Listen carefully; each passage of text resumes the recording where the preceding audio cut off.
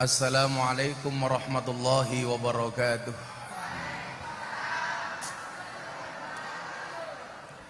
Alhamdulillahi rabbil alamin wa kafa.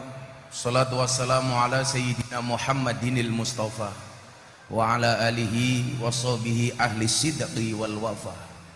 Rabbi shrah li sadri wa yassir li amri wahlul 'uqdatam min lisani yafqahu qawli, amma ba'du.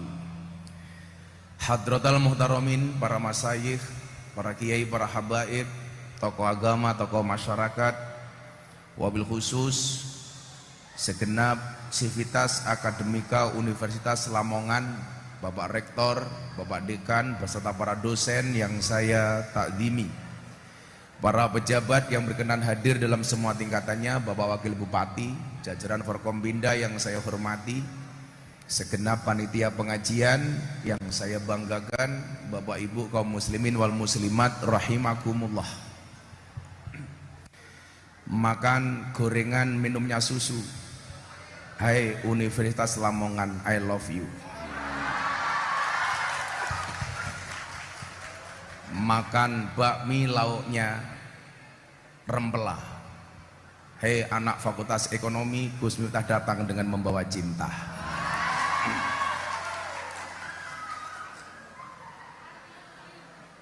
Saya ingat betul dulu ketika saya kuliah di IAIN yang sekarang ganti UIN. Kalau dulu IAIN Institut Agama Islam Negeri, sekarang ganti UIN, Universitas Insya Allah Negeri. Waktu itu kawan-kawan saya dari UGM bilang begini sama saya, UGM, Universitas Gus Miftah, ngapain kamu kuliah di IAIN? Kamu mau jadi apa? Kenapa tidak kuliah di tempat yang favorit, kampus-kampus favorit? Waktu itu saya bilang, menurut saya bukan di mana kamu kuliah, tapi bagaimana kamu kuliah. Orang yang niat belajar dimanapun akan mendapatkan pelajaran, tapi orang yang tidak niat belajar, sedang belajar pun dia tidak akan pernah mendapatkan pelajaran. Kadangkala kampus kita yang kurang terkenal menjadikan kita pribadi yang insecure untuk kuliah. Apa itu? Minder, nggak percaya diri. Kamu kuliah di kampus lokal, kamu mau jadi apa? Waktu itu kawan saya bilang, kamu kuliah di IAIN, kamu jadi apa?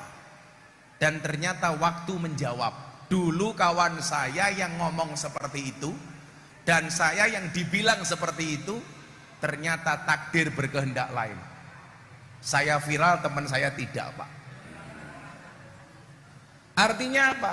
Anda yang hari ini kuliah di Lamongan, di kampus ini, santai saja. Ingat, kita berdiri di atas bumi yang sama, tetapi di atas takdir yang berbeda. Makanya para mahasiswa, kalian santai saja. Jangan pernah meragukan masa depanmu walaupun kalian hanya kuliah di kabupaten. Ingat, masa depan seseorang itu seperti sekumpulan tempe. Artinya apa? Enggak ada yang tahu. Kalau kemarin saya punya quote apa? Apa bedanya tahu tempe dengan tahu diri? Tahu tempe itu adalah makanan enak untuk hidup yang sehat. Sementara tahu diri adalah cara sehat untuk hidup yang enak. Hari ini banyak orang suka makan tahu tempe tapi tidak tahu diri. Ingat, tahu tempe is good, tahu diri is better. Nah, kawan-kawan begini. Saya dulu termasuk profil mahasiswa yang tidak karu-karuan. Saya jarang masuk kuliah. Dulu Pak, belum ada kewajiban masuk kuliah itu 75%. Jadi masuk nggak masuk, biasa saja. Tapi saya keluar dari kampus, IPK saya 3,7. Padahal saya nggak pernah kuliah. Kenapa kok bisa? Karena ternyata doa saya mengalahkan ikhtiar saya.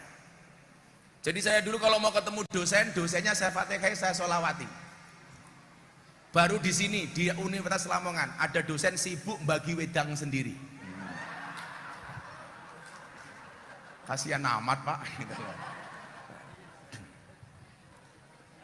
Mumpung panas kopinya diminum Pak. Jangan pernah kamu sesali kopimu dingin. Kenapa? Karena ketika hangat tidak pernah kau hargai.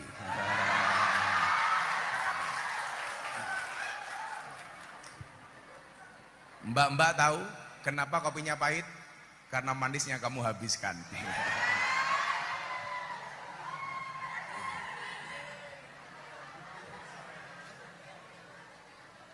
Itulah kenapa saya suka pakai hitam Pak.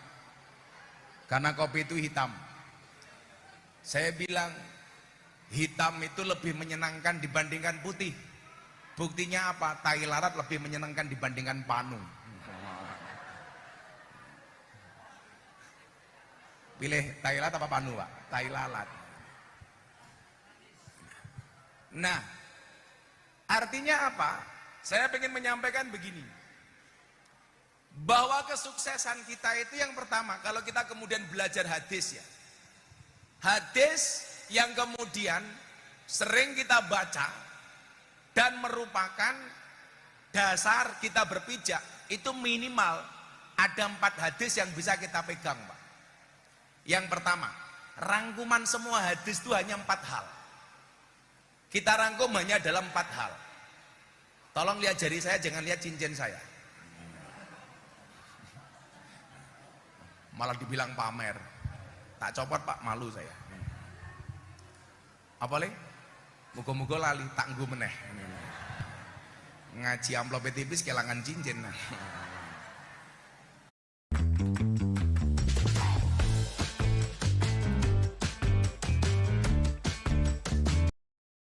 Yang pertama, kalau kita baca hadis hanya dalam 4 kategori.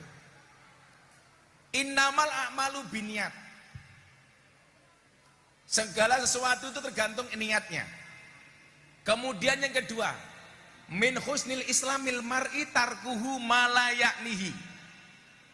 Di antara tanda kebaikan seseorang adalah ia meninggalkan apa yang tidak ada manfaatnya, yang tidak penting. Kemudian yang ketiga, al halalu bayyinun wal haramu bayyinun. Yang halal itu jelas dan yang haram itu jelas. Kemudian yang keempat, innallaha thayyibun la yaqbalu illa thayyiban. Sesungguhnya Allah itu baik dan tidak mau menerima apapun kecuali yang baik-baik.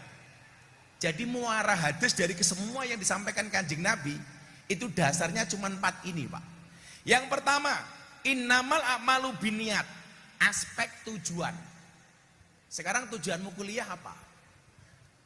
Saya sangat menyayangkan kalau mahasiswa kuliah orientasinya hanya pragmatis. Kenapa kamu manggil fakultas tarbiyah? Saya pengen jadi guru. Kenapa kamu ambil fakultas ekonomi? Karena saya pengen jadi orang elit. Ekonomi sulit. Kenapa kamu pengen kuliah di hukum? Saya pengen jadi pengacara. Jadi kualitas masa depanmu tergantung niatmu hari ini. Bapak Ibu, saya dulu di pondok 40 orang. 39 semuanya belajar normal, saya abnormal. Artinya abnormal apa? Semua santri pondok kawan saya belajar kegiatan belajar mengajar seperti santri pada umumnya. Buka kitab, kelas. Saya tidak Pak. Kalau yang lain tarbiyah, saya menggunakan metode tarkiyah, tabarukan cari berkah. Yang lain ngaji kitab, saya ke kandangnya kiai. Kebetulan kiai saya punya ayam 10.000. Tugas saya apa?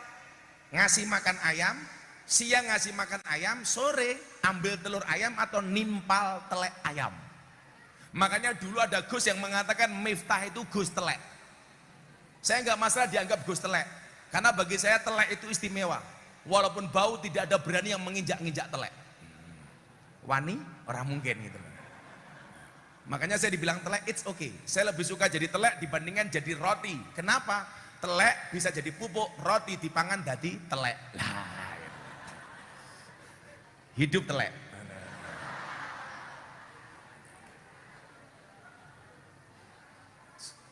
Kawan saya ngaji hitam-hitam, Saya sama kiai saya nggak diajari. Sampai kiai saya bilang satu saat saya keluar dari pondok, kiai saya bilang, kamu nggak usah underestimate, kamu nggak usah insecure, nggak usah minder. Saatnya kamu bisa buka kitab, pasti bisa. Nah, satu hal para mahasiswa ya, kenapa banyak mahasiswa keluar dari kampus, dia tidak mendapatkan pekerjaan atau orientasinya tidak sesuai dengan apa yang dia niatkan? Karena nggak adanya takdiman wa ikroman kepada guru.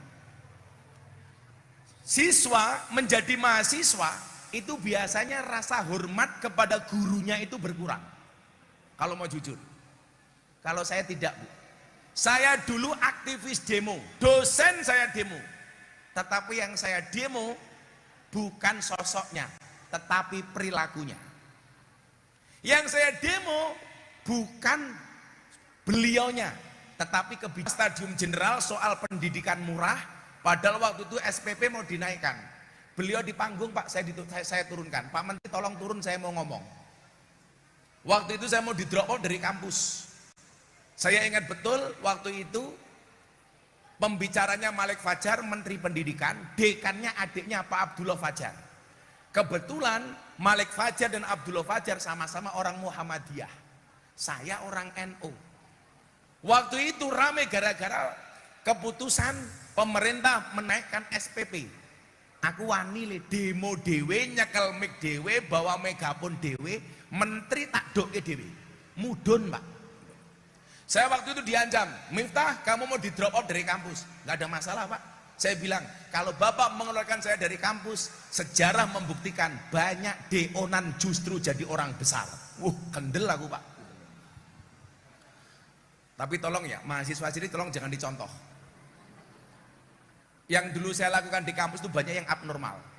Saya ujian, Pak. Saya masih ingat waktu itu etika pendidikan Islam, mata kuliahnya. Saya masuk pakai sandal. Dekannya datang Pak Abdullah Fajar. Miftah, kamu keluar. Loh, kenapa, Pak? Coba kamu baca peraturan ujian. Mahasiswa ujian tidak boleh pakai sandal. Saya keluar, Pak. Sandal saya taruh, saya ke tong sampah, saya cari kresek. Apa yang saya lakukan? Sandal saya buang, saya ganti dengan kresek. Saya masuk kelas, serak, dekannya datang. Miftah, kamu menghina saya. Kenapa, Pak Dekan? Dilarang pakai sandal, kenapa kamu pakai kresek? Coba Pak Dekan baca peraturannya. Mahasiswa ujian dilarang pakai sandal. Nggak ada bahasa kewajiban pakai sepatu. Maka saya pakai kresek. Mudar aku ya. Makanya Pak dosen hati-hati kalau bikin peraturan. Ketemu mahasiswa model saya, mudar, Pak, itu loh. Nah, yang pengen saya sampaikan apa? Kenapa orientasimu itu gagal? Karena tidak sesuai dengan niatan kamu dulu ketika kuliah. Ketika kuliah, teman saya 40 satu kelas. Mondok 40 orang, kuliah 40 orang. Yang nggak serius cuman saya. Tapi dari 40 orang itu, mohon maaf, yang jadi kiai cuman saya, Pak. Pertanyaannya adalah kok bisa? Karena saya konsisten dengan innamal a'malu binniyat. Jadi kalau Anda pengen kuliah, kemudian pengen mendapatkan pekerjaan sesuai dengan ijazah, munduk ngimpi. Saya punya kawan, kuliahnya di mana? Teknologi nuklir UGM. Pekerjaannya apa sekarang? Tukang gawe mercon. Kalau cuman bikin mercon, nggak usah kuliah teknologi nuklir, santri pinter, Pak. Saya punya kawan, kuliahnya di mana? Geologi pertambangan. Harusnya kerjanya di mana, Pak? Batu bara, tambang, dan lain sebagainya. Anda tahu sekarang pekerjaannya apa? Tukang kuras WC.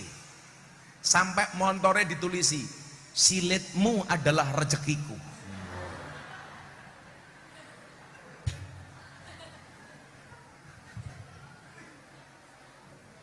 Maka saya harap begini, mbak-mbak ini ya, wah di luar juga ada cewek-cewek tadi. Tak dongake muga-muga sok dadi bojone kiai nduk, amin. Rambutnya gondrong, amin.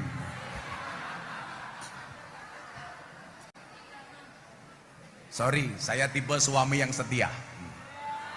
Saya punya prinsip, lelaki yang hebat bukan lelaki yang mencintai banyak wanita, tetapi mencintai satu wanita dengan banyak cara. Kenapa saya ngomong seperti itu? Karena direkam banyak kamera. Saya kemarin terakhir nasihat pernikahan ke Mas Deddy Corbuzier. Ini contoh ya, dia orang kaya, orang the have, tapi menikah Pak, yang diundang cuma 50 orang, keluarga inti, orang luar cuma saya, karena saya bertindak sebagai khutbah nikah sama nasihat pernikahan. Ditanya sama wartawan, Gus, kenapa Mas Deddy nikahnya kok sederhana banget? Saya bilang, pernikahan itu yang penting bukan mewah tapi sah, yang wajib mahar bukan mahal. Makanya mbak-mbaknya kalau ada cowok suka sama kamu, katakan sama cowokmu, kalau kamu mencintaiku Mas, pilih satu di antara dua, halalkan atau tinggalkan. Wah.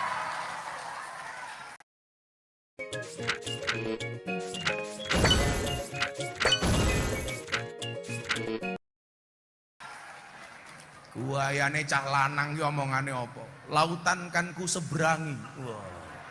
Gunung kan ku daki. Kamu bilang, "Dobos, Mas." KUA kelihatan loh, kamu nggak bisa mendatangi, bosok gitu loh.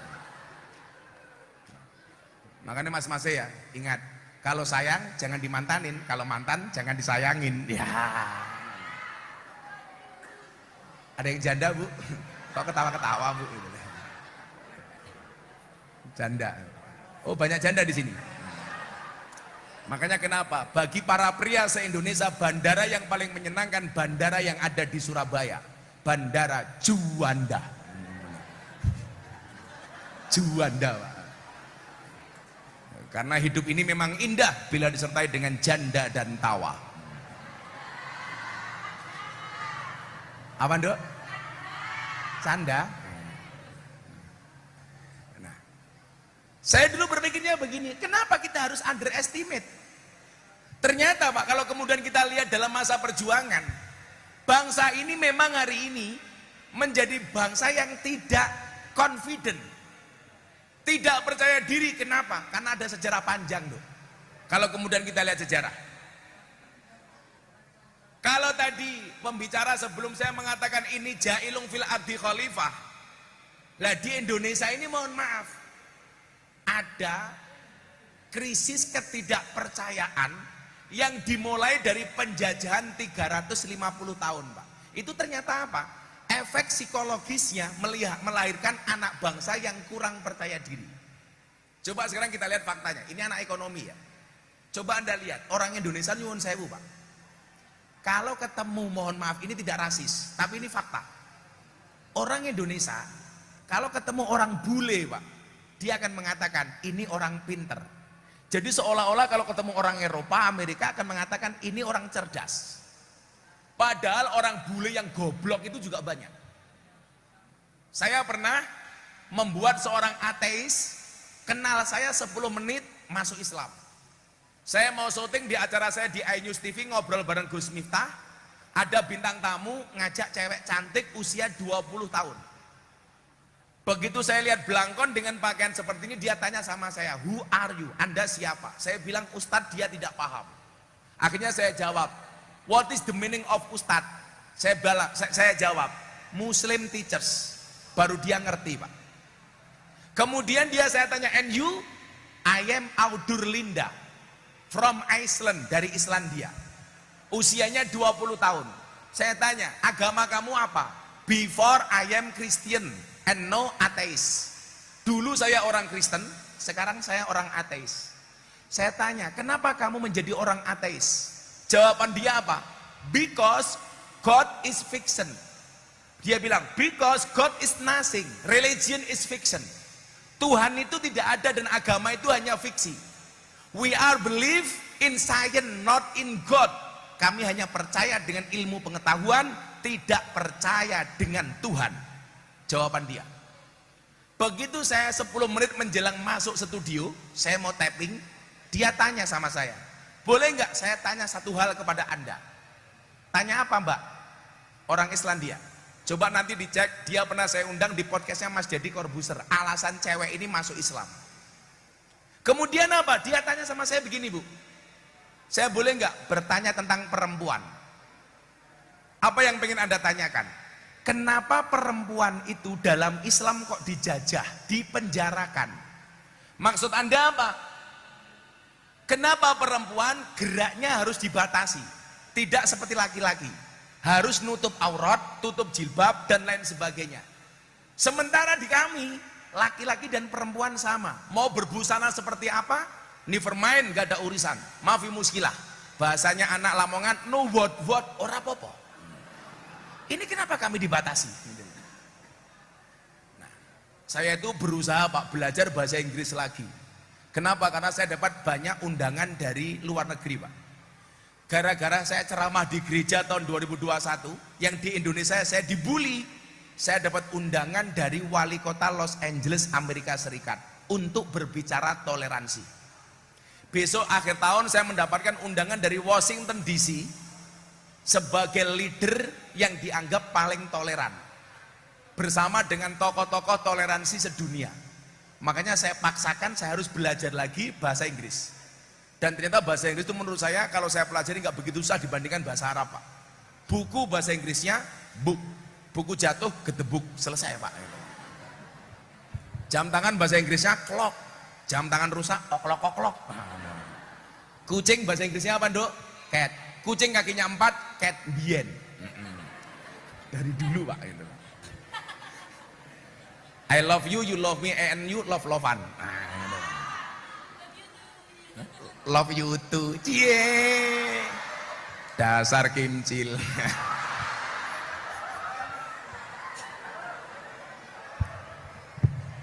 Santai Dok. Kalau jodoh pasti ketemu. Amin. Ketemunya di mana? Di pelaminan. Sebagai apa? Sebagai tamu. Ya. Sakit. Makanya cukup cintailah pasanganmu dengan segenap hati, jangan segenap jiwa. Kenapa? Kalau kamu putus dari pasanganmu, cukup sakit hati, tidak sampai sakit jiwa. Saya soal gombal pinter Pak. Karena cowok itu kelemahannya di mata, cewek itu kelemahannya di telinga. Makanya cowok itu kurang ajar. Kalau di luar lihat cewek cantik dia akan teriak, wow. Pulang lihat istrinya, weh, gitu. Betul Pak Rektor? Betul. Ya. Dasar rektornya codot. Aku ya ho'o Pak. Cowok itu kelemahannya di mata. Makanya jagalah pandangan suamimu dengan make up dan dandanmu. Itu tujuannya. Maka tetaplah make up dan dandan walaupun kamu sudah punya pasangan. Kenapa? Karena di luar sana pelakor lebih menakutkan dibandingkan hantu kuburan. Makanya kemarin saya ditanya sama Sabrina, istrinya Deddy Corbuzier, ada nggak kriteria suami jahat? Ada. Siapa itu suami jahat? Suami jahat itu adalah suami yang mampu beli rokok untuk dirinya, tetapi tidak mampu beli skincare untuk istrinya.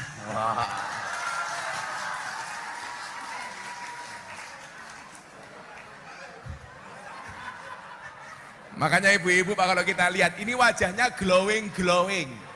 Begitu lihat wajahnya, wow. Lihat kakinya, weh. Makanya ada istilah buah pisang, buah belimbing, buah pisang. Wajahnya glowing, kakinya belang-belang. Menjijikkan. Jadi kita insecure Pak. Itu Bu ya, kalau perempuan kelemahannya di telinga. Makanya kalau pengen dicintai oleh istrimu gampang lah. Banyaklah berdusta. Ya, kalau perempuan jujur Pak malah nesu-nesu tok Pak. Makanya dihapusi malah seneng Pak. Makanya kemarin yang lucu Pak Jokowi, Rapimnas TNI Polri. Tolong para suami awasi WA grup para istri supaya tidak ngundang ustadz radikal, kata Pak Jokowi. Saya bilang perintahnya bagus, persoalannya satu.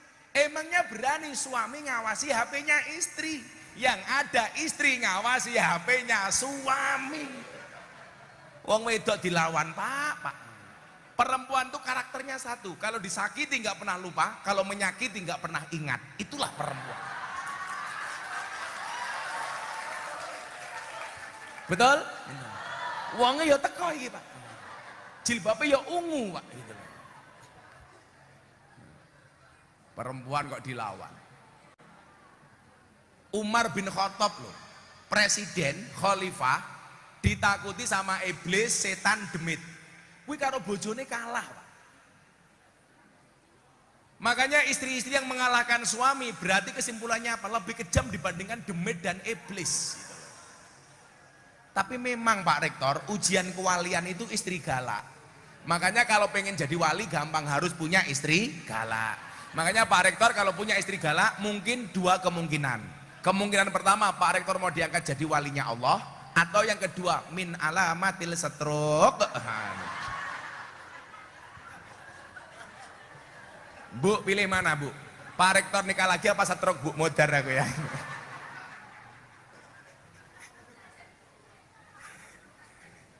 Tapi saya yakin Pak Rektor orang baik. Maka saya berpesan, tolong jangan dikubur sebelum mati. Jadi kita jadi pribadi yang insecure. Kalau lihat orang bule, kita mengatakan apa? Ini orang pinter. Kalau melihat orang Cina, mohon maaf, otak kita apa Pak? Ini orang kaya. Makanya coba Anda lihat Bu, masuk bank pengen utang, orang Jawa bawa sertifikat, orang Cina nggak bawa apa-apa. Petugas bank akan menghargai orang Cina. Loh, ini bukan rasis tapi fakta. Kurang ajarnya apa?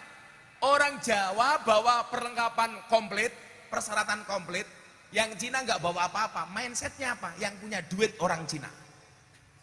Lebih celaka lagi apa? Kalau ketemu orang Arab, mindset kita apa? Ini orang suci. Apalagi sudah pakai serban, pakai ubel-ubel. Wah, wali. Saya dulu bawa orang umroh, dia betul-betul orang awam. Begitu landing di Jeddah, banyak orang pakai jubah, pakai ubel-ubel. Dia mengatakan apa? Ternyata di Jeddah banyak Habib. Goblok gitu loh. Persoalannya orang Mekah, orang Jeddah, orang Madinah di kebun kurma juga pakai jubah. Sopir truk juga pakai jubah. Masuk kamar, lihat TV Pak, channelnya Arab, langsung tangannya diangkat. Amin. Begitu saya lihat ternyata apa? Berita pemerkosaan. Makanya hari ini banyak orang yang gagal paham. Contoh begini, saya pernah dicurhati sama Via Valen. Dia bilang gini sama saya, "Bah, saya mau curhat." "Apa Nduk?" "Apa benar Din As-Salam itu lagu sholawat?" "Lah kenapa Nduk?" "Saya kemarin di panggung dangdutan nyanyi Din As-Salam di demo sama orang. Kenapa? Via Valen dianggap tidak sopan karena nyanyi sholawatan di panggung dangdutan dengan pakaian terbuka. Apakah benar Din As-Salam itu lagu dangdut?" Saya jawab salah. "Oh mohon maaf, Din As-Salam itu lagu sholawat." Saya bilang salah. Gobloknya orang kita, mohon maaf, setiap qasidah Arab itu dianggap sholawat. Padahal qasidah itu belum tentu sholawat, dan sholawat tidak harus berbahasa Arab. Din As-Salam itu artinya apa? Lagu perdamaian. Berarti bukan sholawat? Bukan Pak.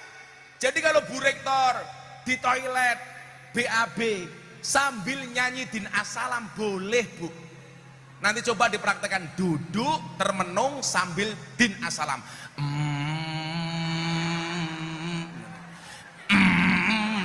Boleh. Kinlahadil art gitu kan. Matakfi masa cerot boleh Bu.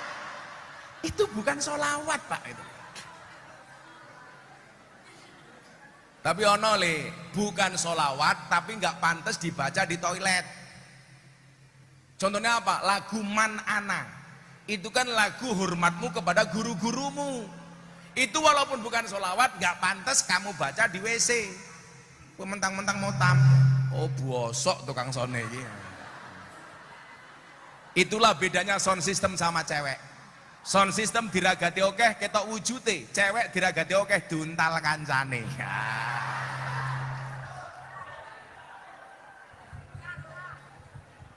Ndita tukang sone. Tukang son, kamu tahu nggak fungsi tongkat saya ini apa? Satu untuk teken, dua gantol gulune tukang son sing raison dandani son. Ndi wonge?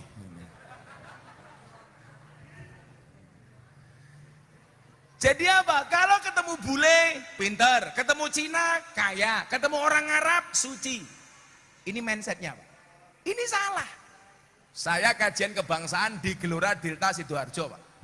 Stadion, lapangan plus tribun penuh, 75.000 orang sebelum pandemi. Saya berbicara tentang hubul waton minal iman.